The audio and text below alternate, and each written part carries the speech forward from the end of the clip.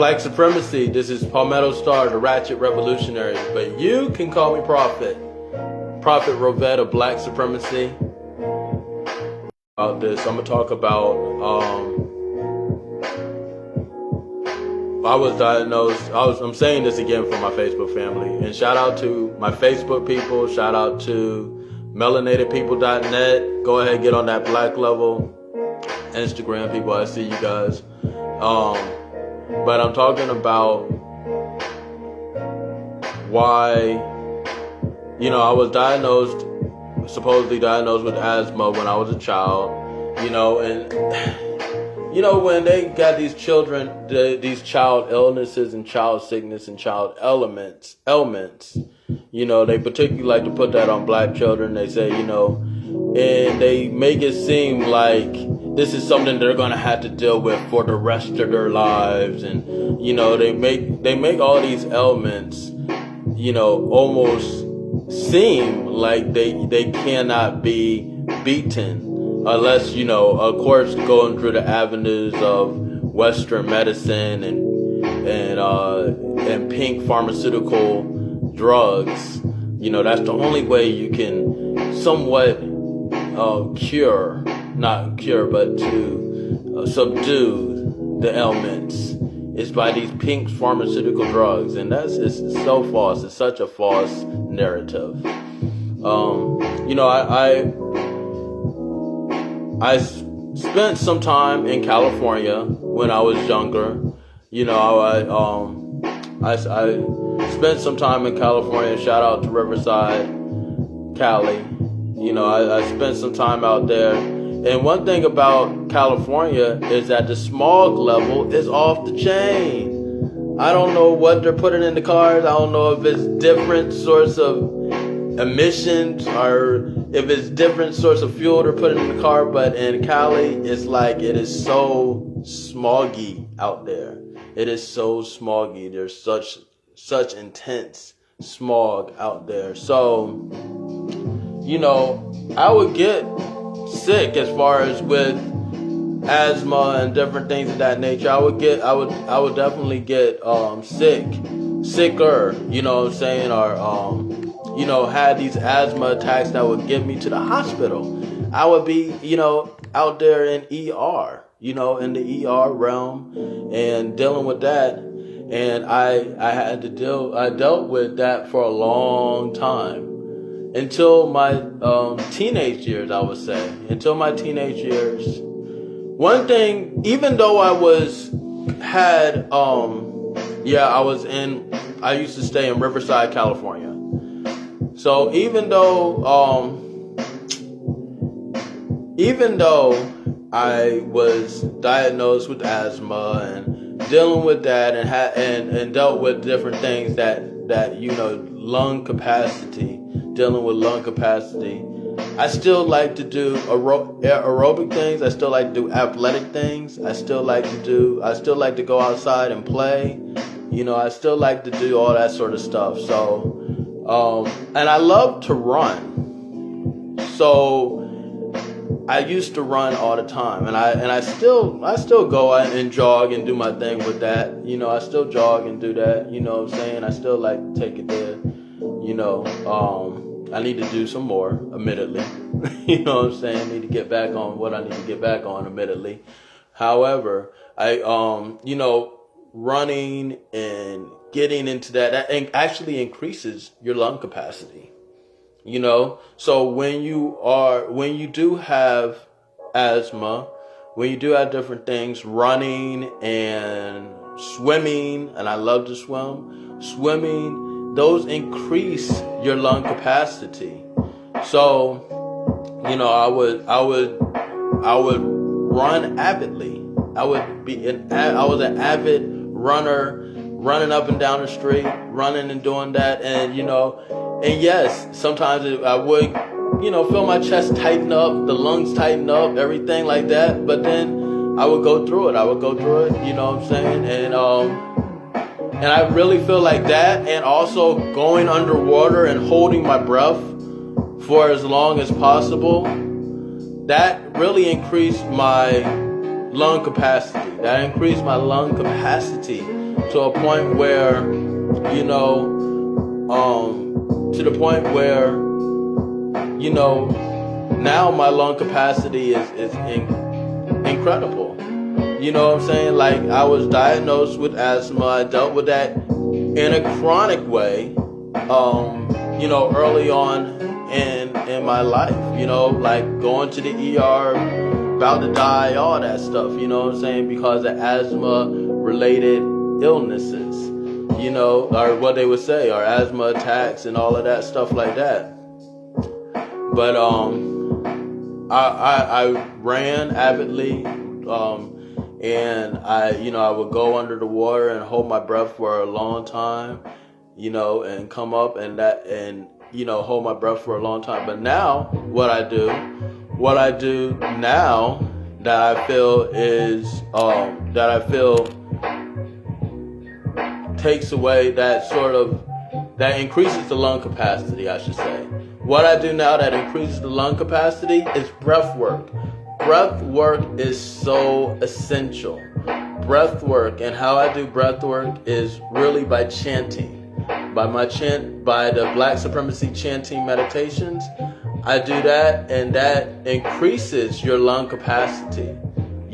So I could breathe. My lung capacity is greater than a lot of people that don't have asthma, never had any asthma attacks ever in their life, but my lung capacity, because of the constant breath work, and I think because of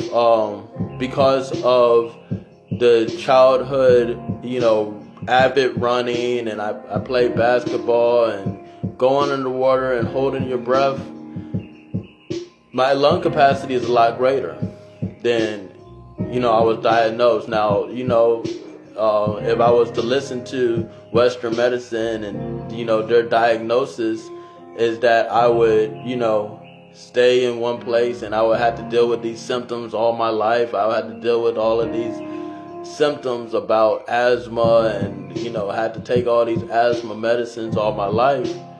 And some people in my family, they still deal with that. They gone through that, and they still are dealing with that chronic asthma thing. You know what I'm saying? They're still dealing with the chronic asthma in their life. No doubt, family. But so they're still dealing with the chronic asthma. Yes, Metro. Yeah. So they're still dealing with the chronic asthma. But however, when you increase your lung capacity, that takes away. And now that goes to a bigger point. What I'm trying to make is that sickness in general is just a challenge to do better. It is just a challenge to do better. Pain is growth. Pain is growth. One of the things one of the spiritual ways that I would know that I was going to another level spiritually is I would break out, with, whatever, different, like a bump or however, you know what I'm saying? Cause I'm not a person that, like, my skin breaks out a lot. So if I do break out or I do get a bump or, somewhere, it's like, I know that that's a calling to go to the next level. Like, I know that sickness is just an entrance or a doorway that you could choose to go to that next level. You could choose to go through that sickness and get to the next level. So I always identify. The ancestors went speaking to me. After after the police chase and after I had this complete channel to the next realm and to the ancestors, that was one thing that was communicated to me very, very loudly, I should say. It was communicated that sickness and breakouts in particular were just ways of letting me know that I was, going to that next level, and I could choose to go to that next level. And so sickness should not be looked at as something that is taking away from you, but something that is giving to you. It is a challenge for you to become better. You know, any sickness, because what are all these? And no sickness can kill you. No sickness can kill you. Sickness is just a challenge for you to go and take it to the next level and go and take yourself to the next level. You know, so you know that's all it is. It's just a challenge to do better. And when you look at the realms of different people that are doing really well, and you start digging in the background of these people that are supposedly doing well and you know, in society and stuff like that, they have like different chronic ailments attached to them. And that's because, you know, that challenges them to do greater and to be better, you know what I'm saying? And so, you know, you look at different ailments as a challenge. I actually feel sorry for people that are healthy. You know what I'm saying? Supposedly just healthy, and they never had to deal with any sort of health problems ever in their lives and stuff like that. They're not gonna have that same edge. They're not gonna have that same edge that somebody that has dealt with illness or that's died before, that has had near-death experiences or you know, different challenges in their lives. They're not gonna have that same edge to push yourselves and do better, and it shows. You know, these are the sheep. These are the sheeple. They don't have, like, the sheeple, for the most part, you know, they don't have that same thing going on. You know what I'm saying? They have different issues they develop because of just laziness and different things of that nature, but they don't have those chronic illnesses. The people that push you over to the edge, you know what I'm saying, that take you to that next level. And you could because when you do have a chronic illness, when you do have something that they say it can be potentially death giving, it is up to you to say, hold up, am I going to suffer with this? Am I going to be a sufferer? Am I going to be a victim? Or am I going to overcome? Am I going to take it to the next level? Am I going to use this and utilize this as a tool to take myself to a higher spiritual realm, to a higher physical realm, you know, do better physically? Am I going to use that and challenge myself to do so? And that's what it is, you know. So that's how I beat asthma. I beat asthma by challenging myself to do more running, to increase my lung capacity, to, you know, go into the water and hold my breath and do all that. I challenged myself to do that. And also and now it's the breath work, you know, chanting and getting my breath to 1 breath per minute. You know, so I challenged myself to do this. I challenged myself to do these things and challenge myself. And that constant challenge is how I have overcome asthma, you know. But all of these elements are just challenges. And I look at them as divine. I like every time I get an ailment, sickness, whatever, I'm like, okay, what is this trying to communicate to me? How is this challenging me to do better? You know, how is this challenging me to do better? And that's how I look at it. You know, sickness and pain is growth. Pain is growth. And when we embrace pain as growth, when you truly embrace pain as growth, wow.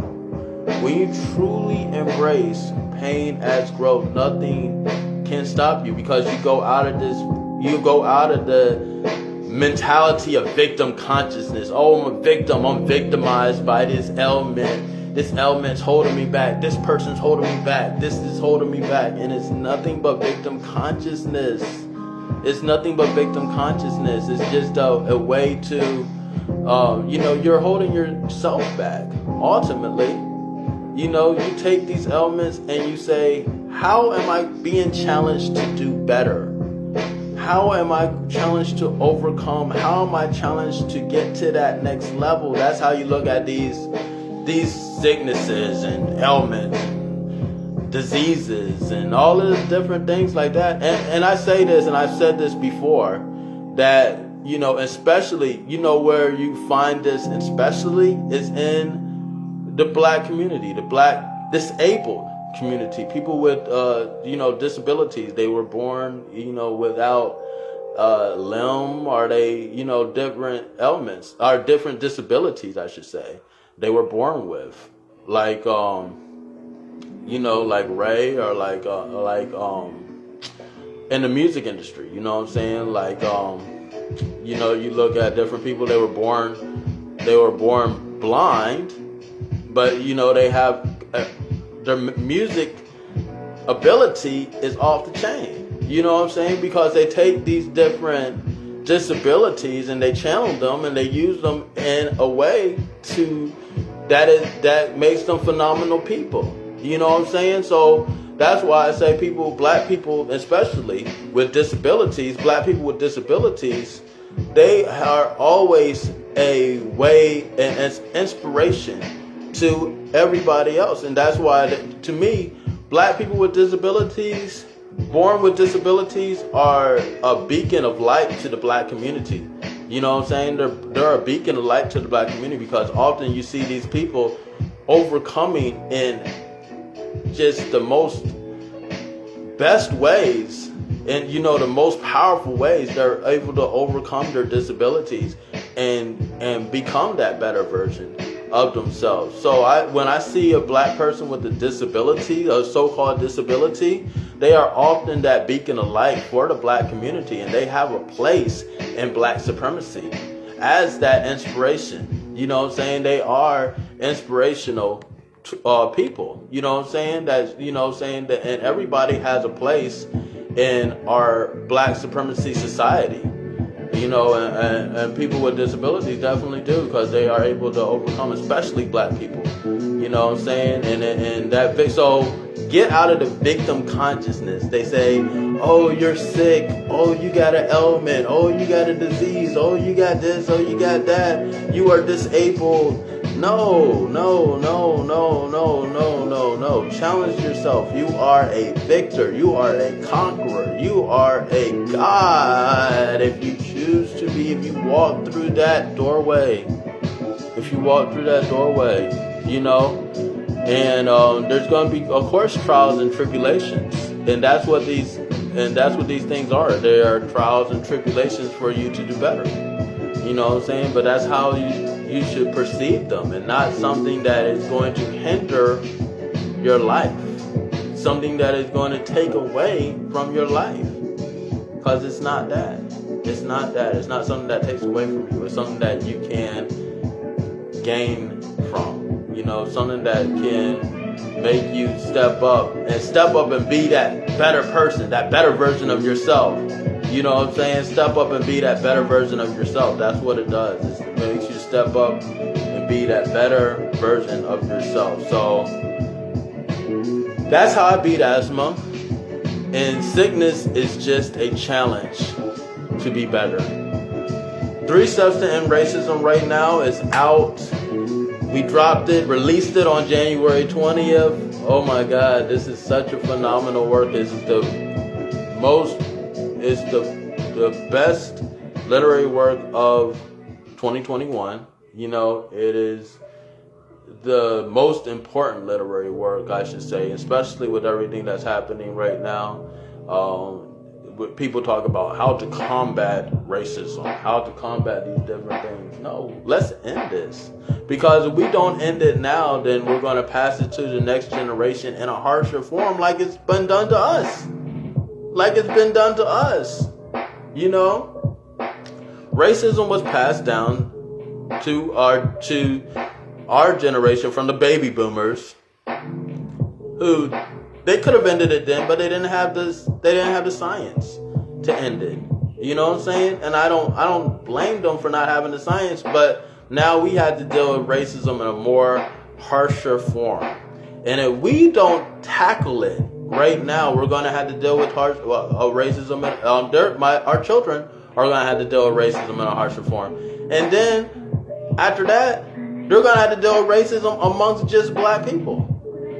And that's going to be the craziest thing. So we need to end racism. We need to end racism right now amongst just brown and black people. Then they're going to just deal with racism amongst black people.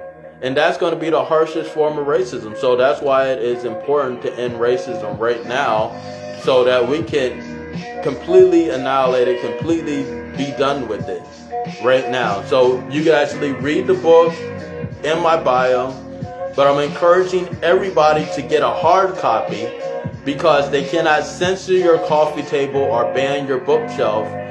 And as somebody that has been deplatformed after been mentioned on CNN, Fox News, MSNBC, I know that 3 Steps to End Racism right now it potentially is not going to be online forever.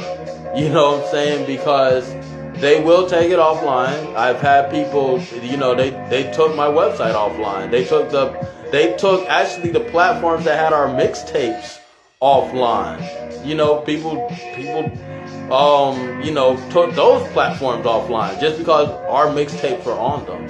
So 3 Steps to End Racism right now is the most important literary work of the new age. It's a manuscript for the new world. I encourage everybody to read it. Read it as my gift to humanity. That's why I put it out for free. It's as a gift, so that we can have that information, so that you can get the science behind actually ending racism. However, I do encourage everybody to get a hard copy. Holler at me for the hard copy. Hit me up, 3 Steps to End Racism @gmail.com. You can support the craft via Cash App at Patreon at Cash App $ PalmettoStar PalmettoStar. And you can get exclusive content on my Patreon, patreon.com. You can call me Prophet. So I encourage everybody to do these things, so we can end racism right now. Because if we don't, then our children's children are gonna deal with this. Just like the baby boomers passed it on to us. Y'all pass it on to us and talking about why y'all so crazy. Why Generation X, why Generation Z so crazy? But y'all didn't have the science behind it, but this is the science behind it. This is the science behind how to end racism right now. So let's do that. I encourage everybody to stay vigilant, be aware. Black supremacy.